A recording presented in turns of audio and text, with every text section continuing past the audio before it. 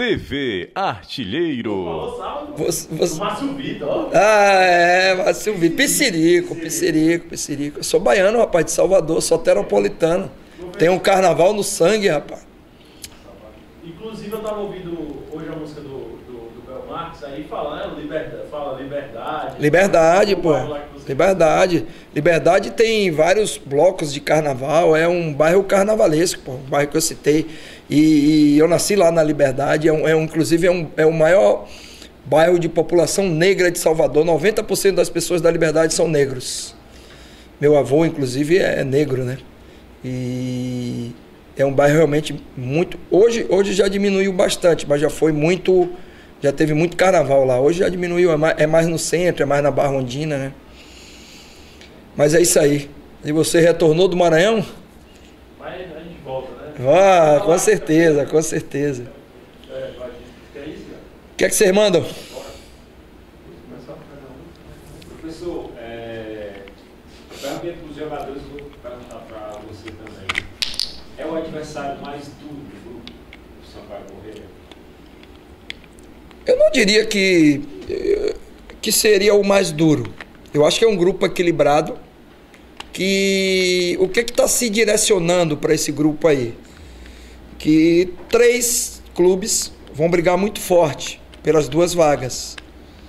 E mesmo nessa condição que o CSA tem agora, porque ele fez 2 jogos e só conseguiu 1 ponto jogando em casa, mas me parece que o Salgueiro, pela sequência e pela dificuldade que eles vêm apresentando em manter uma regularidade de resultados, até por causa do campeonato estadual lá, eles entraram num período de oscilação e eu acho que o Sampaio e o CSA são 2 times muito parelhos, muito equilibrados e que vão oferecer uma grande resistência ainda até o final da competição. E a gente tem que trabalhar pensando no Sampaio para se sobrepor, porque é um confronto direto, né? Hoje eles têm 4 pontos, a gente tem 6, jogando lá na casa deles. A gente sabe que eles têm um comportamento muito bom jogando lá em São Luís do Maranhão. Eu trabalhei lá no Sampaio, a atmosfera ajuda muito a equipe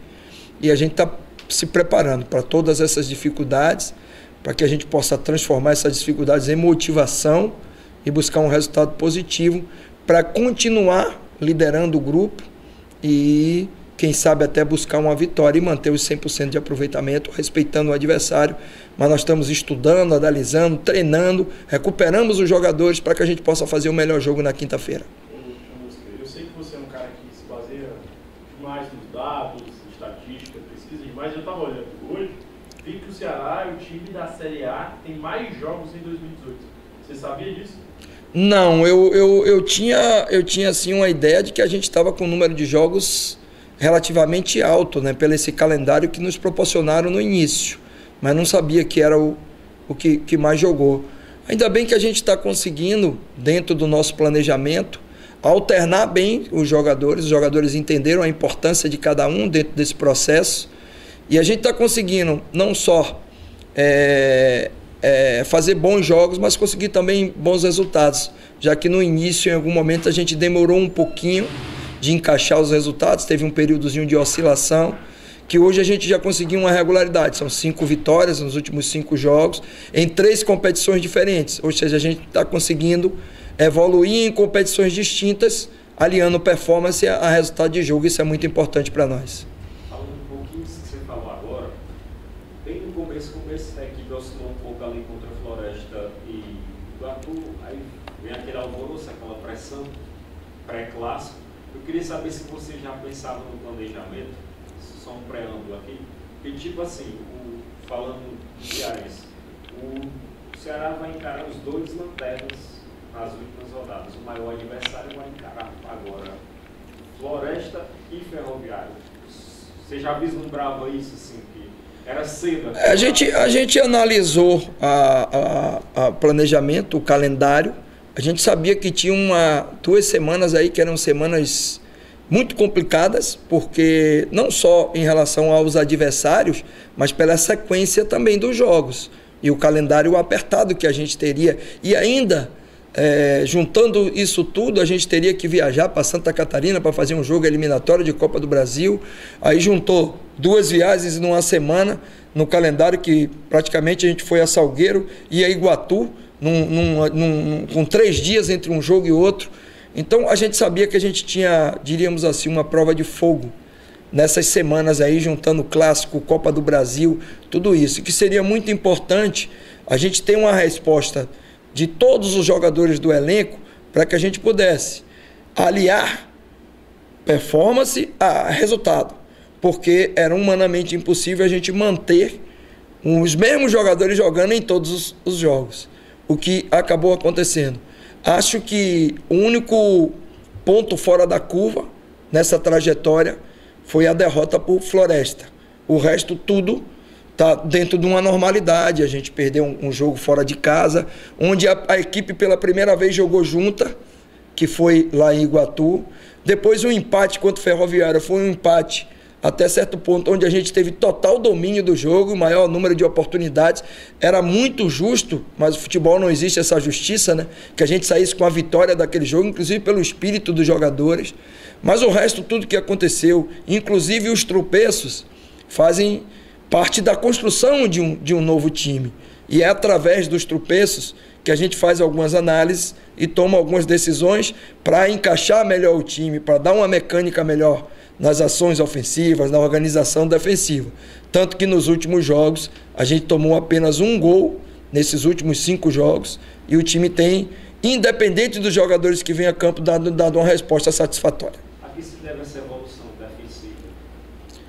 Tudo no seu tempo, tudo no seu tempo. Quando a gente cometeu as falhas, eram falhas naturais de um time que estava se conhecendo, que estava utilizando uma competição para se preparar, o que não é o ideal. Poucas pessoas analisam isso. Existe um calendário, e o calendário de verdade, você faz um período de treino e um período de jogos, e nesses jogos, que a gente chama de jogos preparatórios, jogos amistosos, a gente consegue detectar aquilo que está acontecendo. Só que os jogos não valem os 3 pontos, é jogo de preparação, o nome já está dizendo, e você não tem um dano tão grande, e você não está tão exposto, porque inclusive são jogos de menor visibilidade. O treinador no Brasil não tem essa condição. Todos os times estão sofrendo muito, porque os resultados, as deficiências, o mecanismo de ação, de encaixe das equipes, elas estão se acontecendo dentro do calendário oficial. Isso acaba trazendo, quando você não tem um resultado, um estresse maior do torcedor, de vocês da imprensa, que viram um desespero maior do mundo, parecendo que o mundo está se acabando porque perdeu um jogo ou tomou um revés. E isso é natural dentro de um processo de construção. Você ter derrota, você ter erro. Futebol tem erros e acertos. Agora, quando você erra num jogo oficial, onde você não conhece ainda a sua equipe e está começando a preparar e construir essa equipe, é extremamente natural dentro de um processo que às vezes as pessoas não entendem, mas nós internamente mantivemos convicção, mantivemos planejamento e mantivemos um equilíbrio, porque até porque a gente entende que o futebol, quando você ganha, como a gente está ganhando, não tem nenhuma empolgação por isso. A gente respeita o próximo adversário, trabalha para o próximo jogo. E quando também se tem algum revés, faz parte do processo, e a gente tem que entender e aproveitar esse revés como experiência, como maturação, para que a gente não volte a repetir alguns erros que foram cometidos e o time cresça em produtividade e na busca dos resultados também. Chamusca, eu estou com uma dúvida gigante na minha cabeça, porque você testou no início de temporada o Renato com a lateral direita, depois usou o Leandro Silva e colocou o Pio também. E o Pio foi muito bem, inclusive foi titular no Clássico contra o Fortaleza. Mas aí, lá em Brusque, o titular foi o Leandro Silva, que jogou bem também. O que você está imaginando? Depende do jogo, a escolha desse lateral? Hoje o Pio é que está melhor? Hoje é o Leandro Silva? Como é que tem isso na sua... Não, isso depende de uma série de aspectos. Toda decisão que se é tomada em qualquer posição, e na lateral direita não foge às outras posições, a gente analisa uma série de aspectos. Tem aspecto físico, tem aspecto tático, tem análise de adversário e tem atmosfera de jogo. Por exemplo, a decisão do Leandro jogar lá em Brusque respeitou o aspecto físico, que Pio veio de uma sequência de 2 jogos muito fortes, inclusive aonde, pela característica tática aí que está a sensibilidade do treinador e da comissão técnica, os 2 jogos foram muito em cima do Pio. O clássico, que não só o adversário jogou muito no lado dele, mas nós fizemos uma análise de que o jogo seria muito em cima do Pio pela sua característica, e o jogo do CSA, onde inclusive a jogada do gol saiu logo no início do jogo com o cruzamento do Pio, e ele também foi muito chamado a intervir no segundo tempo, porque eles tinham uma saída muito forte com o Rafinha, com o Marco Antônio pelo aquele lado. Então, a gente fazendo toda essa análise, tem um segundo aspecto que pesa muito. O Leandro é um jogador que jogou 2 anos no Figueirense, 2 anos no Avaí, conhece muito bem aquela atmosfera de jogo, que é Brusque, ele jogou muitas vezes já lá, inclusive passou uma série de dicas e conhecia muito bem também o adversário. Então diríamos que a escolha ela foi pelo aspecto físico, pelo aspecto tático, de capacidade de conhecimento dos jogadores adversários, mas também a gente analisou a atmosfera, que foi o terceiro ponto que eu falei, que é uma característica emocional do jogo. E o jogador fez um jogo de excelência e mostrou que a gente pode contar com ele a qualquer momento. Então, as decisões, o Renato, que você falou, por que a decisão de segurar e dar ao Renato uma condição melhor de preparação? Porque o Renato fez um jogo muito bom em Salgueiro, mas teve uma oscilação nos 2 jogos seguintes, em relação principalmente à parte defensiva. E acusou também um problema físico, que a gente precisava melhorar. Então, o que é que a gente está fazendo agora com o Renato? É trabalhando um aspecto físico nele para que ele possa voltar a ter um rendimento satisfatório e continuar brigando pelo espaço. O Pio era uma opção que a gente já conhecia desde o ano passado e que, pela questão emocional desses 2 jogos, CSA e o Clássico, encaixou muito bem na equipe. Então, tudo vai depender de tudo que eu falei anteriormente, de uma série de aspectos, e as decisões serão sempre tomadas embasadas nesses aspectos que a gente procura analisar para cada jogo.